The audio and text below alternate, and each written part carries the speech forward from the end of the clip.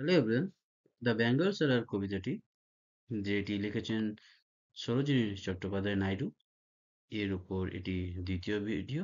আশা করি তোমরা প্রথম ভিডিওটি দেখেছো। চলো এবার কবিতাটির উৎস সম্বন্ধে দেখে নিই।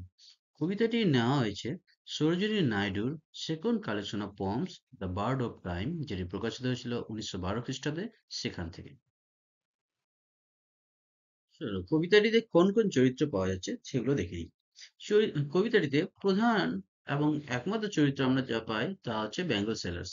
কবিতাটি তাদের মুখ দিয়ে বর্ণনা করা হয়েছে। বেঙ্গল সেলার্সরা, বেঙ্গল মানে চুরি, বেঙ্গল সেলার্সরা তাদের চুরিগুলোকে আনন্দোচ্ছল জীবনের দ্যুতিময় প্রতীক বলেন। তারা মনে করেন যে এই চুরিগুলো মেয়েদের এবং বিবাহিত স্ত্রীদের জীবনে আনন্দ ও উন্নতি নিয়ে আসে। চলো এবার এই কবিতাটির কেন্দ্রীয় ধারণা দেখে নিই। বেঙ্গল সেলার্স কবিতাটি মহিলাদের জীবনের বিভিন্ন ধাপ নিয়ে আলোচনা করে এবং ভারতীয় সংস্কৃতি ও ঐতিহ্য নিয়ে আলোচনা করে। বিভিন্ন রঙের চুড়িগুলি ভারতীয় ঐতিহ্যগত সমাজে মহিলাদের সাজসজ্জার অত্যন্ত গুরুত্বপূর্ণ উপাদান হিসাবে মনে করা হয়। বিভিন্ন রঙের চুড়িগুলি তাদের আবেগ ও অনুভূতির প্রকাশ করে, যেমন যুবতীদের সৌন্দর্যের বিশুদ্ধতা ও নিষ্কলুষতা প্রকাশ করে নীল ও রূপলি রঙের চুড়িগুলি। তারা পিঙ্ক ও গ্রিন কালারের চুড়িও পছন্দ করে। নতুন বিবাহিত স্ত্রীরা সোনালী ও লাল রঙের চুড়ি পছন্দ করে। প্রাপ্তবয়স্ক অর্থাৎ মধ্য বয়সী মহিলারা পার্পল, বেগুনি এবং গোল্ড স্পাঙ্কল গ্রে ব্যাঙ্গলস অর্থাৎ সোনালী ফোঁটা দেওয়া ধূসর চুড়ি পছন্দ করে। এইভাবে এই কবিতাটি নারীত্বের গুণকীর্তন করেছে। চলো এই কবিতাটির এবার রাইম স্কিম অর্থাৎ ছন্দ দেখে নিই। কবিতাটি টোটাল 24 লাইনে লেখা, যেটা 4টা স্ট্যান্জায় বিভক্ত এবং প্রতিটা স্ট্যান্জায় 6টা করে লাইন আছে, এবং প্রতিটা স্ট্যান্জার রাইম স্কিম হচ্ছে এ A B B C C. এই কবিতাটির সামারি অর্থাৎ সারসংক্ষেপ আমরা স্ট্যান্জা ওয়াইজ দেখব। প্রথমে ফার্স্ট স্ট্যান্জা, তারপরে সেকেন্ড স্ট্যান্জা, তারপরে থার্ড স্ট্যান্জা এবং অবশ্যই ফোর্থ স্ট্যান্জা। চলো এবার প্রথম স্ট্যান্জা দেখি।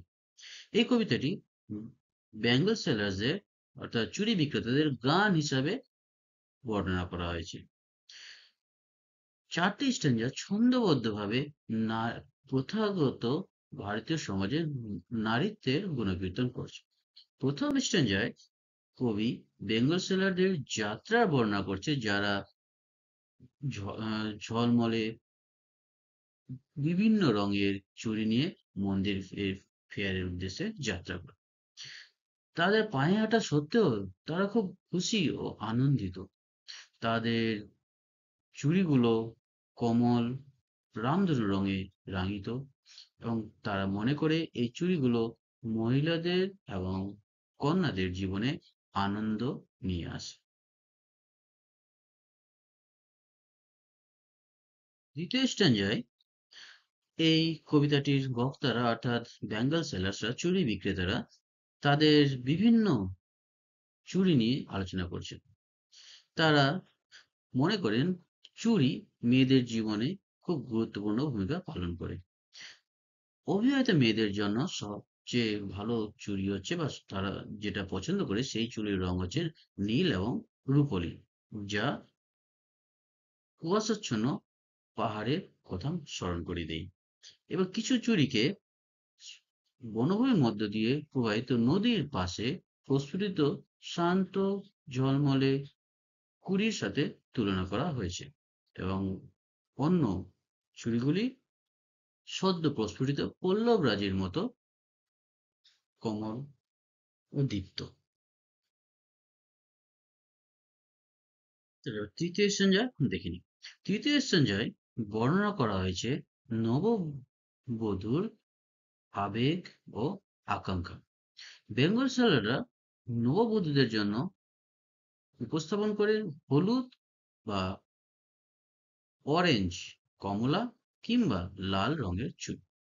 এই হলুদ এবং লাল রঙের চুড়িগুলি সূর্য রশ্মি স্নাত কর্নফিল্ড ফেস্ট অর্থাৎ শস্য ক্ষেতের সাথে তুলনা করা হয়েছে, এবং ব্রাইডাল ফ্লেম অর্থাৎ বিয়ের আগুনের শিখা or desire of the bride's heart বিবাহিত কনের হৃদয়ের আকাঙ্ক্ষার সাথে তুলনা করা হয়েছে। They represent the resplendent beauty of the bride. তারা একটি নববধূর দ্যুতিমান সৌন্দর্য উপস্থাপন করে, তার মৃদু ও প্রেমময় আচরণ উপস্থাপন করে, তার নতুন তৈরি হওয়া সম্পর্কের আবেগ উপস্থাপন করে, এবং আনন্দ ও দুঃখের মিশ্রিত অনুভূতি উপস্থাপন করে, কারণ তারা বাবার বাড়ি ছেড়ে স্বামীর বাড়ির সৌন্দর্য বাড়াতে চায় বিয়ের পরে।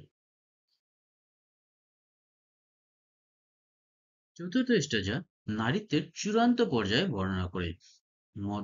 মধ্যবয়সী মহিলাদের জন্য চুড়ি বিক্রেতারা বেগুনি ও সোনালী খোঁটা দেওয়া ধূসর চুড়ি উপস্থাপন করে। এই চুড়িগুলি তাদের হাতের শোভা বাড়ায় যারা অনেক ত্যাগ করেছে এবং ছেলে মেয়েদের লালন পালন করেছে।